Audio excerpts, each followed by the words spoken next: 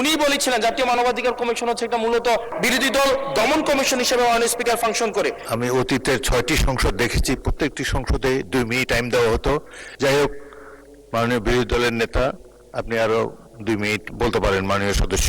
মাননীয় স্পিকার, আমি মোহাম্মদ আসাদুজ্জামান, মন্ত্রী আইন বিচার ও সংসদ বিষয়ক মন্ত্রণালয় প্রস্তাব করছি যে জাতীয় মানবাধিকার কমিশন আইন 2009 পুনঃপ্রচলন করিবার উদ্দেশ্যে আনিত বিলটি জাতীয় মানবাধিকার কমিশন রহিতকরণ ও পুনঃপ্রচলন বিল 2026 অবিলম্বে বিবেচনার জন্য গ্রহণ করা হোক। এত আগে বিবেচনা উত্থাপন করেছেন, এই ব্যাপারে একটি আপত্তি আছে। আবুল হাসনাত আব্দুল্লাহ, কুমিল্লা 4, আপনার আপত্তি উত্থাপন করুন। 2 মিনিট সময়। মাননীয় স্পিকার, মানে এই সংসদে আজকে যেই পাটাতনের উপরে দাঁড়িয়ে আছে, এই সংসদটি প্রতিষ্ঠিত হয়েছে, এই সংসদের সংসদ নেতা, বিরোধী দলীয় নেতা, এই সংসদের ট্রেজারি বেঞ্চে যারা উপস্থিত আছেন, প্রত্যেকে এই সংসদে আসার পথে যেই ক্রান্তিকালীন পর্যায় অতিক্রম করে এখানে এসছে, এই পুরো জার্নির পিছনে যে আইনটি জড়িত সেটি নিয়ে হচ্ছে আমরা আজকে আপত্তি উত্থাপন করছি এবং সেটির জন্য 2 মিনিট, এটা এক ধরনের, মাননীয় স্পিকার, এটা খুবই অপ্রতুল।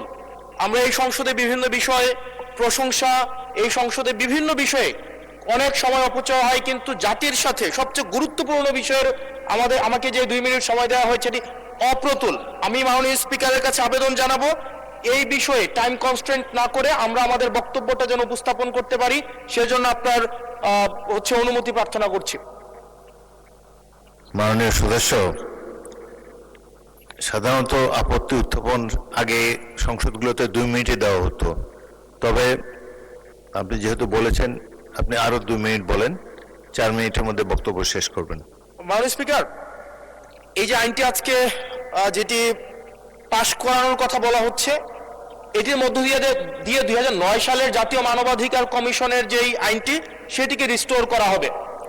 জাতীয় মানবাধিকার কমিশনের যে 2009 সালের যে আইনটি আছে, সে আইনের প্রয়োগ, সে আইনের যেই প্রয়োগ দীর্ঘ 17 বছর ধরে হয়েছে সেটি আমরা দেখেছি। জাতীয় মানবাধিকার কমিশনের নামে বিরোধী দল ও মতকে দমন কমিশন হিসেবে সেটি ব্যবহার করা হয়েছে। বিএনপিকে দমন করার বৈধতা জাতীয় মানবাধিকার কমিশন উৎপাদন করেছে। আমরা জাতীয় মানবাধিকার কমিশনের চেয়ারম্যানকে বলতে শুনেছি, জামাতের নেতাকর্মীদেরকে গুলি করা বৈধ মানবাধিকার টিকিয়ে রাখার স্বার্থে। আমরা জাতীয় মানবাধিকার কমিশন 2009-এ যদি চলে যাই, আমরা মাননীয় স্পিকার 2009-এ যদি চলে যায়, আজকে যদি 2025-এর অধ্যাদেশটিকে ল্যাপস করে দেওয়া হয়, এটি এই সংসদের জন্য আমাদের যে একটা, আমরা ফরওয়ার্ডিং একটা মুভে ছিলাম, আজকে এই 2025-এর অধ্যাদেশটি ল্যাপস করার মধ্য দিয়ে জাতি আবার ব্যাকওয়ার্ডের দিকে যাবে এবং জাতি পিছিয়ে পড়ার একটা টেক্সট বুক এক্সাম্পল হিসেবে এই সংসদে এটি থাকবে। 2009 সালের জাতীয় মানবাধিকার কমিশন আদতে কোনো আইন না, এটা হচ্ছে সরকারি আরেকটা দপ্তর বানানো হয়েছে জাতীয় মানবাধিকার কমিশনকে। সেখানে স্পিকারের নেতৃত্বে যে সিলেকশন কমিটি করা হয়েছে, সেখানে স্বরাষ্ট্রমন্ত্রী থাকে, সেখানে আইনমন্ত্রী থাকে, সরকার দলীয় একজন এমপি থাকে এবং সেখানে মন্ত্রণালয়ের একজন সচিব থাকেন। অর্থাৎ একটা 6 সদস্য বিশিষ্ট একটা সিলেকশন বোর্ডের সেখানে 5 জনই হচ্ছে সরকার দলের। এখন একটা সরকার দলের একটা জাতীয় মানবাধিকার কমিশন, এটা হচ্ছে আমাদের আজকে আমাদের এলজিওডি মন্ত্রী উনি বলেছিলেন জাতীয় মানবাধিকার কমিশন হচ্ছে একটা মূলত বিরোধী দল কমিশন হিসেবে হচ্ছে ফাংশন করে। এখন বিরোধী দল দমন কমিশন হিসেবে মাননীয় স্পিকার ফাংশন করে। মাননীয় স্পিকার, জাতীয় মানবাধিকার কমিশন যখন এটা বিরোধী দল মত দমন কমিশন হিসেবে ফাংশন করে, আদত এই কমিশনটা কিন্তু আমরা যদি দেখি, মানবাধিকার যেখানে যেখানে ক্ষুণ্ণ হয়েছে এগুলো কিন্তু সরকারি সংশ্লিষ্ট সংস্থা করেছে। সেখানে বিডিআর, র্যাব, তারপর হচ্ছে আপনার বিভিন্ন বাহিনীদের সেখানে কিন্তু সরাসরি সংযুক্ত আমরা দেখেছি, তারা মানবাধিকারকে ক্ষুণ্ণ করেছে। কিন্তু 2009 সালের জাতীয় মানবাধিকার কমিশন আমরা দেখেছি, যদি বাহিনীর বিরুদ্ধে আপনি কোনো তদন্ত পরিচালনা করতে চান, তাহলে সেই বাহিনীর অনুরোধ সেই বাহিনীর পূর্বানুমতি আপনার লাগবে, সরকারের পূর্বানুমতি লাগবে। মাননীয় স্পিকার, সরকারের পূর্বানুমতি নিয়ে সরকার যে মানবাধিকার ক্ষুণ্ণ করবে, সেই মানবাধিকারের তদন্ত কতটা স্বচ্ছ হবে সেটা এই সংসদের প্রত্যেকটা সদস্যই সেই বিষয়টি জানে। আজকে সরকার দলের একজন মাননীয় সংসদ সদস্যের আজকে এই বিলের যে ল্যাপস করে দেওয়া হবে, ধন্যবাদ মাননীয় সদস্য। মাননীয় আইনমন্ত্রী, ধন্যবাদ। বসুন। মাননীয় স্পিকার, মাননীয় স্পিকার, মাননীয় আইনমন্ত্রী, বিরোধী দলীয় নেতা বলুন। মাননীয় স্পিকার, এই বিষয়টা স্বচ্ছ রাজনীতি এবং মানুষের জীবনের নিরাপত্তার সাথে অঙ্গাঙ্গিভাবে জড়িত। এই জন্য এই বিষয়ে তাকে কনক্লুশন করার জন্য অন্তত আরো 2 মিনিট সময় দেওয়ার জন্য আমি আপনাকে অনুরোধ করব। ধন্যবাদ আপনাকে। মাননীয় বিরোধী দলের নেতা, আমি অতীতের 6টি সংসদ দেখেছি, প্রত্যেকটি সংসদে 2 মিনিট টাইম দেওয়া হতো এবং সময় হলো যে যখনই স্পিকার ঘোষণা দেবে যে এবং অনুরোধ করবে সংশ্লিষ্ট মন্ত্রীকে বিলটি উত্থাপনের জন্য, তখনই দাঁড়াতে হয়, দাঁড়িয়ে বলতে হয় উচ্চস্বরে আপত্তি আছে। তখন যে আপত্তিকারী সংসদ সদস্যকে 2 মিনিট বলার সময় দেওয়া হতো। যাই হোক, মাননীয় বিরোধী দলের নেতা, আপনি আরো 2 মিনিট বলতে পারেন মাননীয় সদস্য। আমি আসলে এই সংসদে আজকে যদি 2024 সালের মে মাস হতো আর এই বিলটি যদি উত্থাপন হতো, তাহলে এই সংসদের এমন একজন ব্যক্তি নাই যে এটার বিরোধিতা করত, প্রত্যেকে এটাকে সাদরে গ্রহণ করত। আজকে সময় পাল্টিয়েছে। আজকে 2008 সাল, 2018 সালে আপনারা এই পাশে ছিলেন, আজকে ওই পাশে গিয়েছেন, আপনারা সংখ্যাগরিষ্ঠ হয়েছেন, আজকে এই বিলের বিরুদ্ধে আপনারা অবস্থান নিচ্ছেন। 2024 সালের কোন এক মাসে, জুলাইয়ের আগে, এটা ফেব্রুয়ারি, জানুয়ারি, মার্চ, যদি এটা তৎকালীন ফেসিবাদ সময়ে যদি এই বিলটাকে 2025 সালের যে আপনাদের জাতীয় মানবাধিকার কমিশনের যে অধ্যাদেশটা আছে সেটা যদি এই সংসদে উত্থাপন করা হতো, 300 জন এখানে যারা যারা উপস্থিত আছেন প্রত্যেকেই চাইতেন এই জাতীয় মানবাধিকার কমিশনটা সেটা যেন পাশ করা হয়। কিন্তু আজকে সময় পাল্টিয়েছে, ঋতু পরিবর্তন হয়েছে, আজকে চেয়ার পরিবর্তন হয়েছে, দিক পরিবর্তন হয়েছে, আমরা জাতীয় মানবাধিকার কমিশনের বিরুদ্ধে আমরা অবস্থান নিচ্ছি। এবং আজকে আমাদের এই অবস্থান রং সাইড অফ দা হচ্ছে আমাদের রাইট অর রং, আমরা এই যে মোরালিটির আমরা রং সাইডে অবস্থান নিচ্ছি, এটা টেক্সট বুক এক্সাম্পল হিসেবে ইতিহাসে লিপিবদ্ধ থাকবে। মাননীয় স্পিকার, এই আইনটা এটা শুধুমাত্র যে জাতীয় মানবাধিকার কমিশন শুধুমাত্র এটার সাথে সম্পর্কিত না, বরং এটা আরো 2টা অধ্যাদেশের সাথে সম্পর্কিত। এটা গুম অধ্যাদেশের সাথে সম্পর্কিত এবং আমাদের যে জুলাই গণ অভ্যুত্থান দায় এবং হচ্ছে আমাদের দায় মুক্তির যে অধ্যাদেশটা রয়েছে সেটার সাথে সম্পর্কিত। আজকে 2025 সালের জাতীয় মানবাধিকার কমিশন এটাকে ল্যাপস করার মধ্য দিয়ে আদতে বাকি 2টা অধ্যাদেশকে অর্নামেন্টাল করে ফেলা হয়। এটাকে আদতে সরকার এই পরবর্তীতে অধ্যাদেশগুলোকে রাজনৈতিক দমন পীড়নে যে ওয়েপনাইজ করবে না সেটির কোনো নিশ্চয়তা নেই। মাননীয় স্পিকার, আমাদের সবচেয়ে বড়, আমরা ইতিহাস থেকে কোনো শিক্ষা নেই না।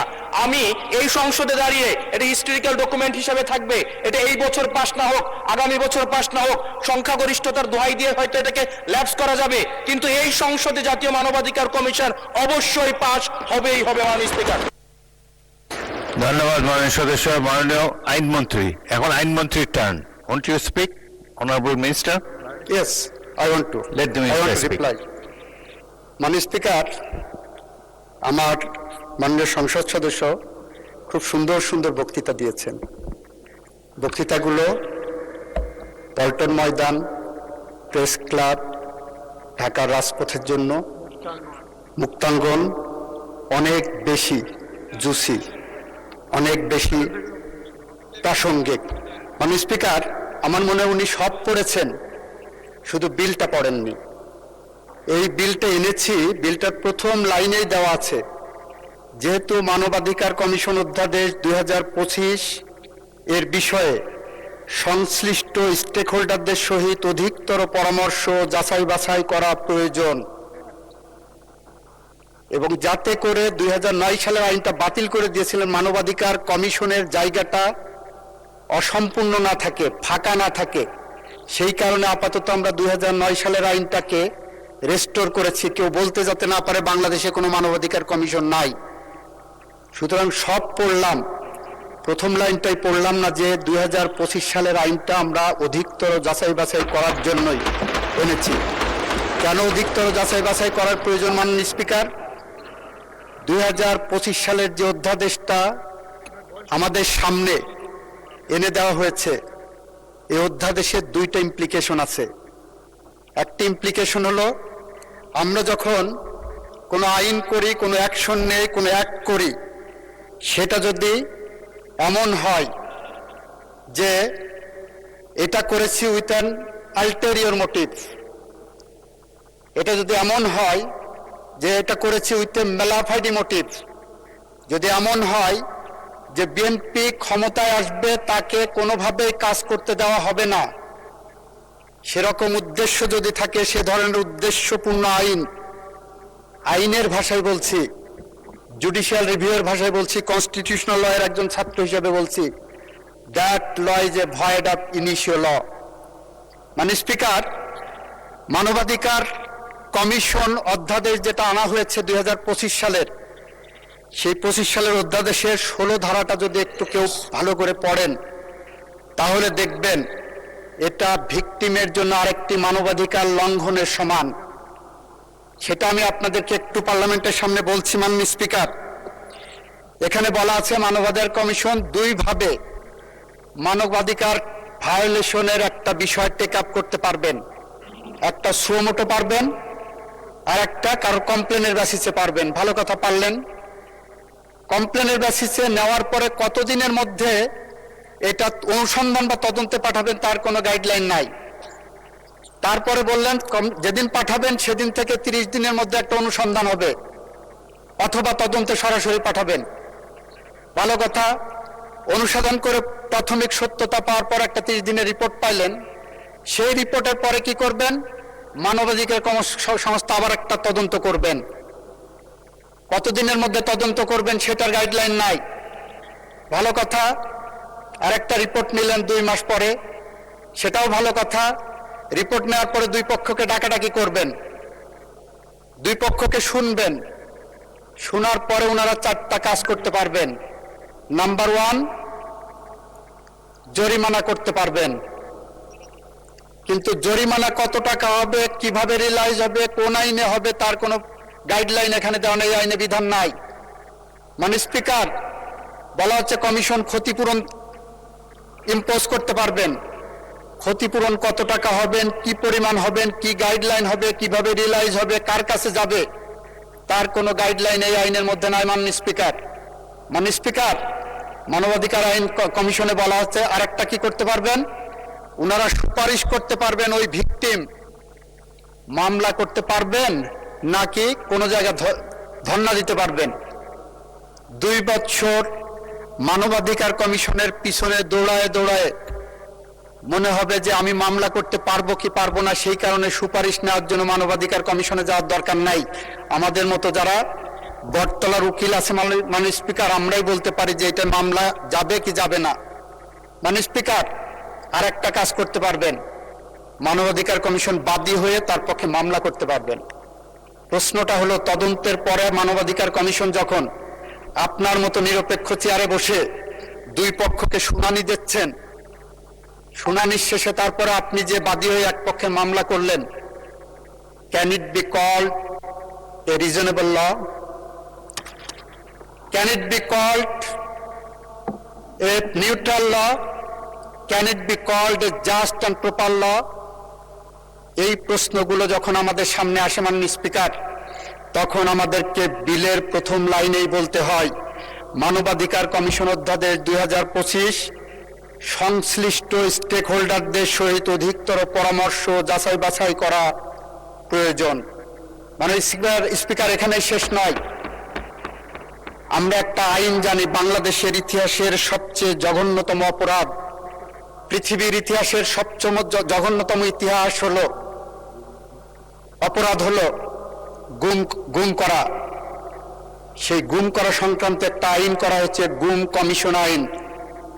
মানে স্পিকার, গুমের অপরাধকে এতটাই গুরুত্ব দিয়ে এই পার্লামেন্ট আইন পাশ করেছে যে যে কেউ গুম হলে তাকে মানবতা বিরোধী অপরাধের মধ্যে আমরা ফেলবো। মানে স্পিকার, সেই আইনটাকে ফ্রাস্ট্রেট করবে যদি আমি মানবাধিকার কমিশনের আইনকে এইভাবে রাখি। কারণ এখানে বলা হলো, গুম কমিশন আইনে বলা হলো গুমের বিষয়ে তদন্ত করবেন মানবাধিকার কমিশন। তাহলে মানবাধিকার কমিশন কি করবেন? ওই যে তদন্তের কথা আছে, তদন্তের পরে যে তারপর ওনাদের কাছে পাঠাবেন। এবং গুম কমিশন বলে সেপারেট কোনো কমিশন তৈরি করা হয়নি বা স্কোপ রাখা হয়নি আইনে। গুম কমিশন বলতে যে ডেফিনেশন দেওয়া হয়েছে, সেই ডেফিনেশনের মধ্যে বলা হয়েছে গুম কমিশন মানে মানবাধিকার কমিশন। মানে স্পিকার, আইনের এই অ্যাম্বিগুইটি থাকতে পারে না। আইন স্বচ্ছ হতে হবে, আইন পরিষ্কার হতে হবে। এটা ঐতিহাসিকভাবে বলছে যারা আইন বিশেষজ্ঞ, যারা আইন সম্পর্কে গবেষণা করেন, একটা আইনের মেয়াদ ধরা হয় আগামী 20 বছর পর্যন্ত জনগণ এই আইনটা গ্রহণ করবে, তারপরে যদি লাস্টিং করে সেটা করবে। ধরে নেওয়া হয় 20 বছর পর পর একটা আইন পরিবর্তন যোগ্য হবে। আমরা যে আইনটা পেয়েছি, অধ্যাদেশটা, সেই অধ্যাদেশের যে ফ্লটগুলো আছে, সেই কারণে মাননীয় স্পিকার আমরা বলছি সংশ্লিষ্ট স্টেক হোল্ডারদের সহিত পরামর্শ করে অধিকতর পরামর্শ ও যাচাই বাছাই করা প্রয়োজন। মাননীয় স্পিকার, আমাদের মাননীয় স্বরাষ্ট্রমন্ত্রী ওইদিন বলেছিলেন জুলাই সনদকে ইমপ্লিমেন্ট করতে হলে আসেন এই পার্লামেন্টে আমরা একটা বিশেষ সংবিধান সংশোধন কমিটি করি, একটা বিশেষ কমিটি করি, যেখানে সবগুলো আলোচনা আসবে, যেখানে অধিকতর যাচাই বাছাইয়ের প্রশ্ন আসবে, যেখানে মানবাধিকারের যারা ভিকটিম আছে তাদের সাথে পরামর্শের প্রয়োজন আসবে। আমরা কুড়িল বস্তিতে যাব, আমরা ঢাকা শহরের বস্তিগুলোতে যাব যেখানে সবচেয়ে বেশি মানবাধিকার লঙ্ঘিত হয়। আমরা রাজনৈতিক দলগুলোর কাছে ফেরত যাব যেখানে সবচেয়ে মানবাধিকার লঙ্ঘনের শিকার হয় যারা। আমরা সমস্ত শ্রেণী পেশার মানুষের সাথে মানবাধিকার লঙ্ঘনের শিকার যারা হয়েছে তাদের সবার সাথে আমরা এই সেশন অতিক্রান্ত হওয়ার পরে আমরা আলোচনার দ্বার উন্মোচন করবো মাননীয় স্পিকার। এবং সেই কারণেই আমরা বলতে চাই অধিকতর পরামর্শ যাচাই বাছাই ছাড়া এই আইন, এই অধ্যাদেশ পাশ করা সম্ভব নয় বলেই একই সাথে মানবাধিকার কমিশন যাতে বাংলাদেশে খালি না থাকে জায়গাটা, 2000 আইনটাকে রেস্টোর করতে বলছি। 2000 আইনের 9 আইনের সেকশন 3 যদি পড়েন আর 2025 অধ্যাদেশের সেকশন 3 যদি পড়েন, দুইটা আইনে নন অবস্ট্যান্টিভ ক্লজ আছে, দুইটা আইনের অটোনোমাস ক্যারেক্টার একই, দুইটা আইনেই বলা আছে এই কমিশন কোনো কারো কাছে দায়বদ্ধ থাকবে না। সুতরাং এত ভয় কিসের? 2000 আইনের সেকশন 3 এবং 2025 সেকশন 3 যেখানে সুপ্রিমেসি অব দি কমিশন দেওয়া হয়েছে, যেখানে কমিশনের ক্ষমতাটা বাড়ানো হয়েছে, আমরা সেই লক্ষ্য ধরে এগিয়ে যাচ্ছি। আমাদের চেয়ে মানবাধিকার লঙ্ঘনের শিকার বাংলাদেশের ইতিহাসে 1971 সালের পরে আর কেউ হয়নি। মাননীয় স্পিকার, মাননীয় স্পিকার, আমার সামনে যারা বসে আছেন আমার বন্ধুরা, তারা বিগত 17 বছরের মধ্যে অনেকেই 17 বছর মানবাধিকার লঙ্ঘনের শিকার হয়েছেন, অনেকের পরিবার মানবাধিকার লঙ্ঘনের শিকার হয়েছেন। আমাদের সামনে যারা বসে আছে তাদের অনেকে মানবাধিকার কি জিনিস সেইটা হাড়ে হাড়ে টের পেয়েছেন। আমি আবারও বলছি, বাংলাদেশের ইতিহাসে মানবাধিকার লঙ্ঘনের শিকার সবচেয়ে বড় পরিবার হলো জিয়া পরিবার। বাংলাদেশের ইতিহাসে মানবাধিকার লঙ্ঘনের সবচেয়ে বড় পরিবার হলো বিএনপি পরিবার। বাংলাদেশের ইতিহাসের সবচেয়ে জঘন্যতম অপরাধের শিকার হলো বিএনপি পরিবার এবং জিয়া পরিবার। আমাদের সামনে বসে আছেন মানবাধিকার লঙ্ঘনের চরমতম শিকার আমাদের মাননীয় প্রধানমন্ত্রী। আমাদের মানবাধিকার সম্পর্কে বিন্দুমাত্র কোনো পিছুটান নাই। মাননীয় স্পিকার, আমরা বলতে চাই বাংলাদেশে আর কোনো মা যাতে তার সন্তানকে ক্রসফায়ারের নামে না হারান, বাংলাদেশের আর কোনো মা যাতে জায়নামাজে বসে তার সন্তান ফেরার প্রতীক্ষায় বসে থাকেন, প্রতিদিন চোখের জল ফেলেন। আমরা চাই না বাংলাদেশে আর কোনো মানুষ মিথ্যা গায়েবী মামলা না শিকার না হন। মাননীয় স্পিকার, আপনাকে একটা স্ট্যাটিস্টিক দেই। এই সরকারের বয়স প্রায় 42 দিন হয়ে গেছে। এই সরকার চাইলে প্রতিহিংসার রাজনীতি করতে পারতেন। 42 দিনে বাংলাদেশের একটি মানুষও ক্রস ফায়ারের শিকার হয়নি। 42 দিনে একটি মানুষও গুমের শিকার হয়নি। মাননীয় speaker, childhood shows a man morning shows the day. এই সরকার মানবাধিকারের কোন পথে হেঁটে যাবে, মানবাধিকারের রেকর্ডই বলছে আমরা সেই পথ ধরে হেঁটে যাচ্ছি। সুতরাং আমি আপনার মাধ্যমে মহান সংসদকে আহ্বান জানাবো, এই আইনটি পাশ করা হোক সবাই মিলে। আপনাকে ধন্যবাদ মাননীয় স্পিকার।